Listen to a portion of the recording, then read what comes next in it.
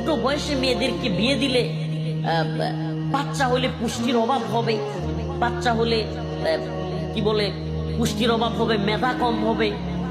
আমি বলি বেলা সুশীল, শেখ হাসিনার সময় তো এই আইনগুলো বেশি হয়েছে।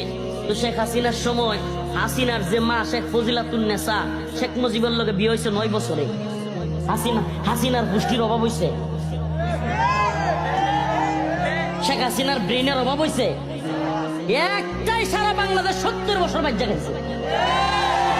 17 বছর পুষ্টি আর মেধার কোনটার অভাব হয়েছে?